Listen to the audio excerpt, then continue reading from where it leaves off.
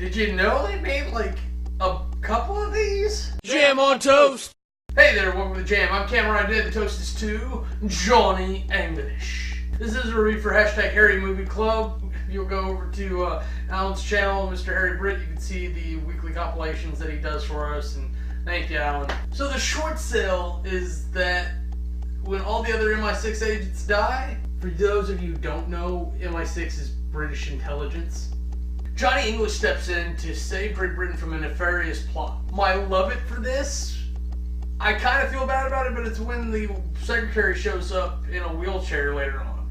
One, you kind of get to know she's okay. Two, the look she gives him is priceless. But it's kind of a running gag in and of itself to remind you independently he's incompetent. My hate it for this is that it's pretty cringeworthy. I spent a lot of the movie just like, oh no! Yeah. The MVP for this, of course, was Rowan Atkinson as Johnny English. He is this movie. He does great character work, and this is definitely a testament to his work. Let's get on to categories. Aesthetics. The aesthetics alright. It's pretty authentic looking England to me, for my stupid American eyes. Rowan Atkinson's a little goofy looking, but that works towards this physical humor, which there's quite a lot of, though they mix it up from here to there, and they even brought in the hot Interpol agent, so yay. But Malkovich was kind of funny looking throughout the whole thing. Every time I was staring at him like, that's Malkovich with a French accent. Oh my gosh. Unlike action films, they really didn't concentrate on big explosions and gunfights and whatnot. They had the gun shoot poop. They had the gun fall apart. They had him fighting himself behind a door. Things like that, because this is a comedy. It's a parody-ish sort of thing, but it's a parody with the right look to it. Aesthetics gets an 8. Character development. I'm not a big fan of secret agent films, so I don't know how much character development you really need for this guy. He's just supposed to have that persona of like, I can walk in, I can throw my coat in that coat hanger.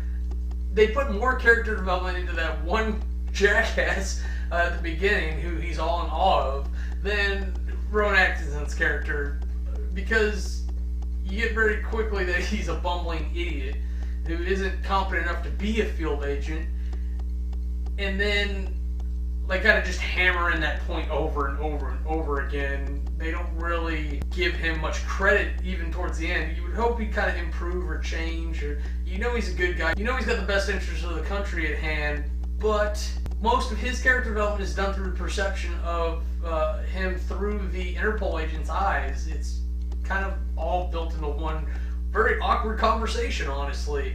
Whereas his assistant seems much more competent than him and should be the field agent, honestly. It seems like if he was just a little bit more of a assertive character, he would be the one in charge. So maybe that's a inside joke I'm missing.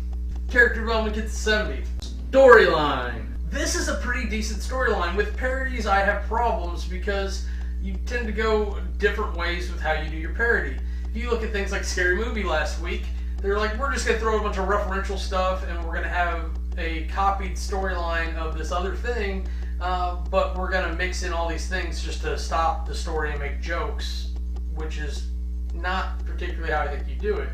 You either come up with an independent storyline that references a bunch of stuff, kind of like Spaceballs, or you come up with a copied storyline like Robin Hood Men in Tights, and then you kind of make fun of the story as it goes. I think this kind of follows that last example, except instead of making fun of the story itself, they're just kind of making fun of the character. So it's a very kind of serious action spy movie, but they've got this goofy-ass character for you to laugh at, and the only problem I really have with that is that you're laughing at a character, at a person essentially, instead of, oh, we're creating something funny for you to see. But that's kind of what Rowan Atkinson does, is he lets people make fun of himself along with himself, and he does do that well. Storyline gets an 88. Compulsion. Rowan Atkinson is a goofy guy, and he definitely deserves to get work and be funny, and his physical humor is definitely popular, even if I'm not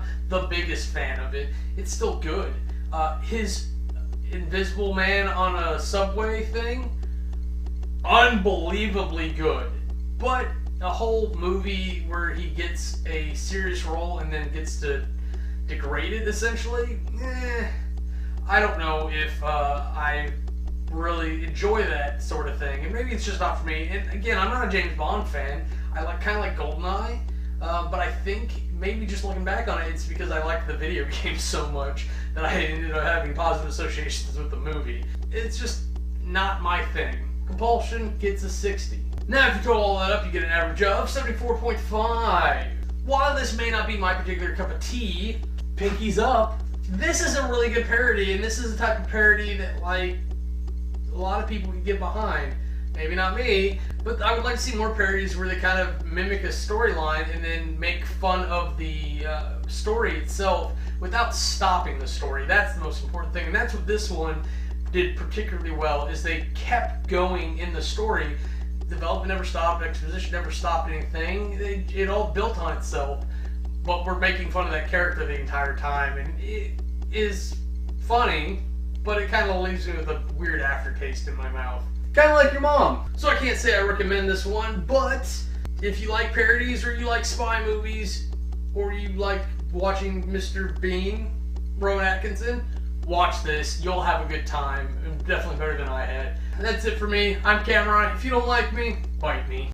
If you want to see anything else we're up to, go ahead and click the annotations, and they'll take you to our other channels.